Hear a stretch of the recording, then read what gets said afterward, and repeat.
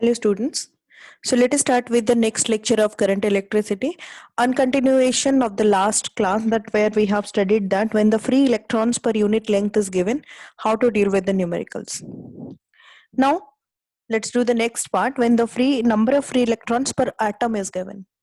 When the number of free electrons per atoms are given.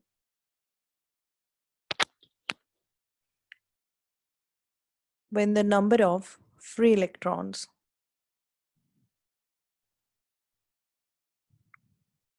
per atom are given.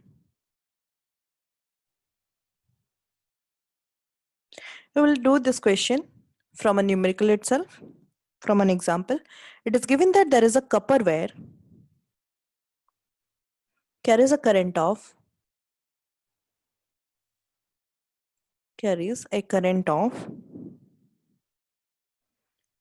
4 ampere. Given area of cross section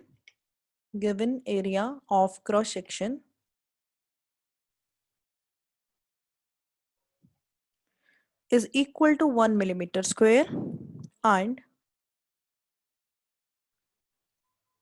each copper atom contributes 1 free electron, and each copper atom contributes 1 free electron. Find out the drift velocity.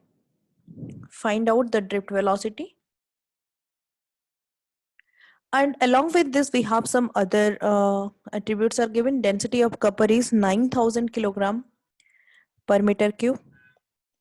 Mass of copper is given as 63 gram per mole. Right. So let's start doing it. First, we have to calculate the number of atoms by using the mole formula. Right. So first of all, it is given that each atom is contributing 1 free electron. So let us find out the number of atoms that is by the mole formula, number of atoms by the mole formula. Second step, if I say one atom is contributing 1 free electron, then X number of atom should contribute X number of free electrons. So by combining all these things, we can write it down. The drift velocity can directly be calculated as mass of the atom into the current divided by, I'm giving you this direct formula here, rho Na is Avogadro's number and FAE. F is the number of free electrons. F is the number of free electrons. Right? So we can directly find it out now. That is 63 into 10 to the power minus 3 into 4 divided by 9,000 into 6 into 10 to the power 23. Number of free electron here in this case is 1. A is the area of cross section, that is 10 to the power minus 6 meter square, because 10 to the power here it is given as 1 millimeter square, which is equal to 10 to the power minus 6 meter square, multiplied with the charge of one electron, that is 1.6 into 10 to the power minus 19 coulomb.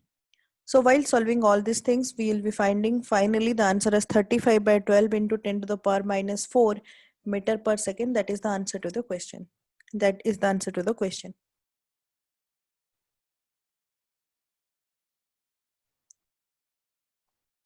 Let's do with another question.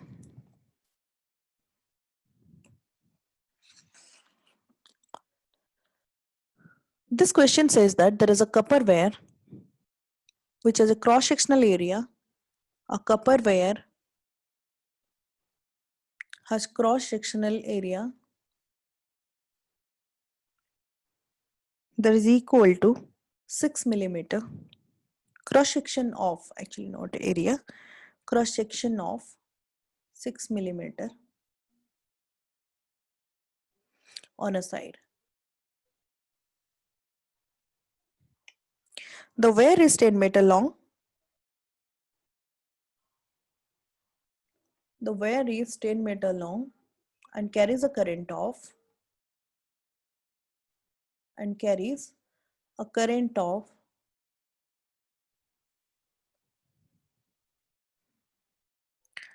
3.6 ampere.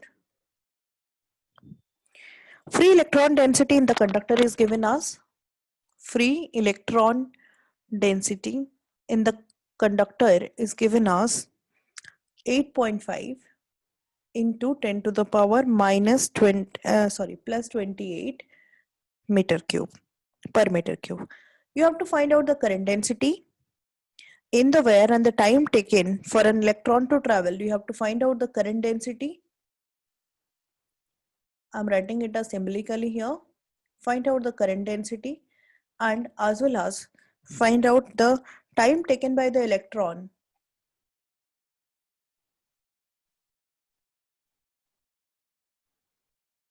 to travel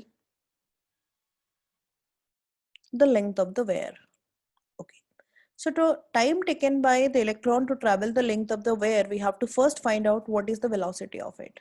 So let's see that what are the things are given to us in the question and what are the things that we can employ on it. It is given that the cross-sectional section is given as 6 millimeter on a side. The wire is 10 meter long. That means length is given.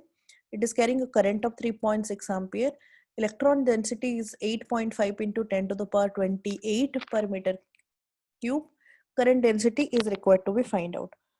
You know that current density is equal to current by area, right? So we can find out the area is equal to a square of the cross section, that is 6 into 10 to the power minus 3 whole square, which is coming out to be 36 into 10 to the power minus 6 meter square. So the current density is calculated as 3.6 ampere divided by 36 into 10 to the power minus 6, which is coming out to be 10 to the power 5 ampere per meter square. 10 to the power 5 ampere per meter square.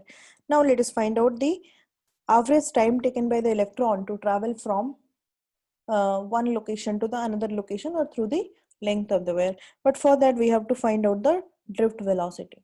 So you know that time is equal to length by drift velocity. So how to find out the time taken by the drift velocity? You know that how the drift velocity is related to the current density. As we know that drift velocity, current density is equal to NEVD, right? And current equal to NEAVD. So J equal to NEVD. So we can write down NL divided by, and BD can be written as J by NE. So NE will go up.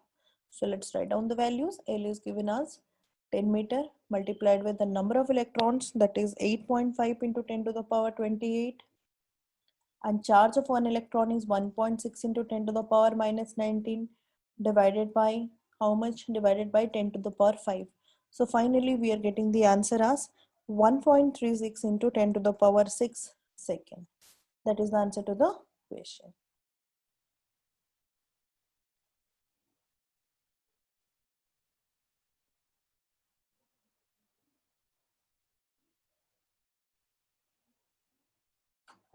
Okay, so let's do one more question. There is a conductor of length 40 centimeter. I'm directly write down length of the conductor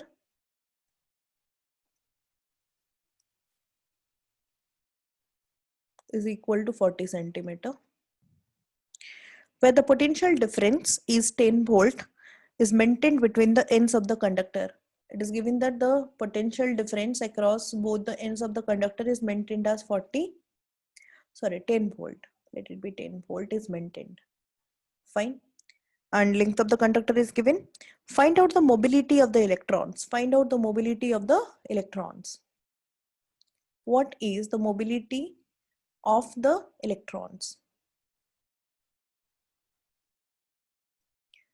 Last class we have studied about the mobility of the electrons.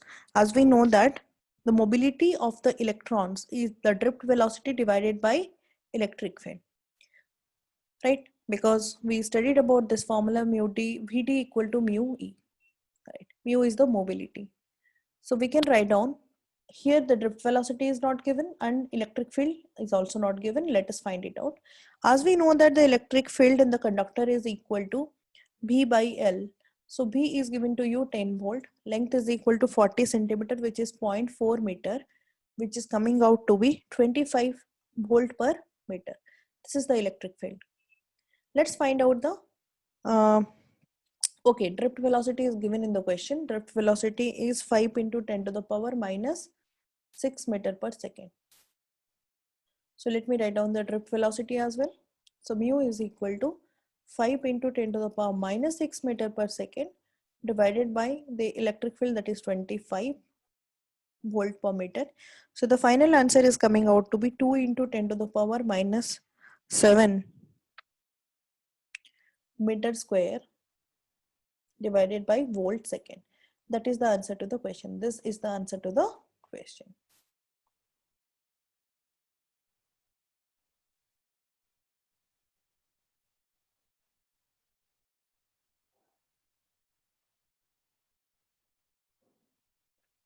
Okay.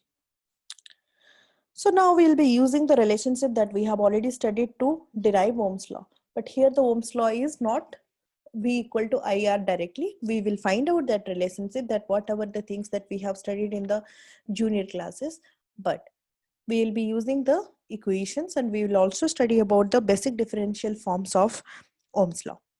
So the next derivation is Ohm's law. I told you when we used to find out the drift velocities expression, we discussed that the same expression is going to be really important, and it is very useful for further discussion. So as we know that for a current carrying conductor,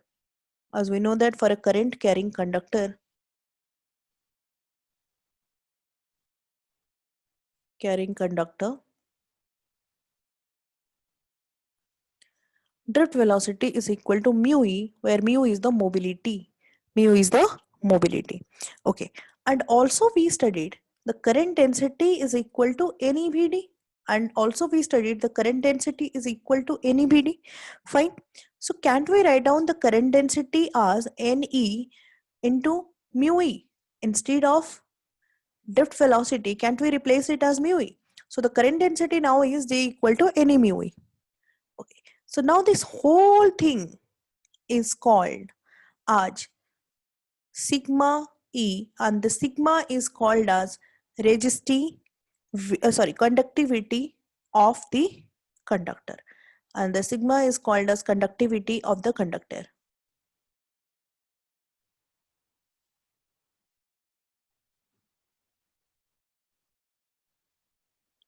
Okay, so we can also define another quantity that is called as resistivity of a conductor. We can also define another quantity that is called as resistivity of the conductor, and this resistivity is rho, which is equal to 1 by sigma, and resistivity is equal to 1 by sigma. As we studied that sigma is equal to J by E, so can't we write down this J is a vector, so which can again be written as 1 by rho into E vector. Okay, and this is called as okay. So what does it say? It says that at any particular point, which is going to be again a very important point, it says that at any particular point, I will directly show you question that how you can deal with the questions by this. At any particular point, current density is directly proportional to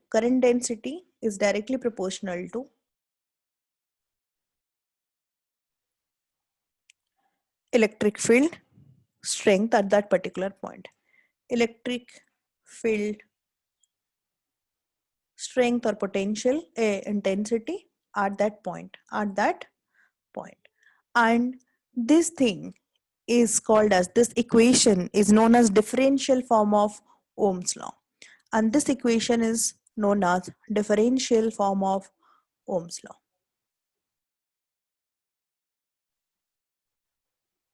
Now we are going to derive our Ohm's law from this equation, right? So in the next sheet,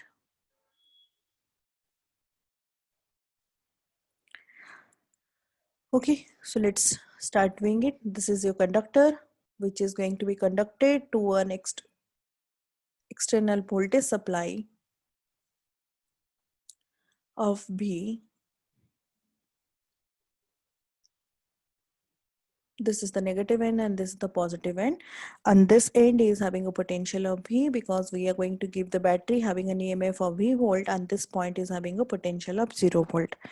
Okay, so because of that, an external electric field is constituted which is having a magnitude of E vector, and the current will start to flow in the same direction as of that of I. So that current that is flowing through is I. So, and the length of the conductor is given as L, and the length of the conductor is given as L, because there are some of the parameters which are going to be completely dependent on the uh, physical parameters of this. So this one is area A. So let's write down the basic differential equation of Ohm's law, that is J equal to 1 by sigma A1 by rho into E. I'm just writing it down. So for a uniform conductor, as we know that for a uniform conductor, we can write down E is equal to B by L, and current density is equal to I by A, right? Current density equal to I by A. So can't we write down this equation as I by A is equal to 1 by rho into B by L, right? So on further simplification, we can write that B is equal to I by A rho L. We'll do one thing, we will take the constant to one of the part like rho L and A, and this is going to be your I, right? And this whole constant is called as resistance. This is called as resistance, that is R, while this R is rho L by A. So it depends on these factors: resistivity, length, and the area of cross section. Resistivity, length, and the area of cross section. And we can write down B is equal to IR.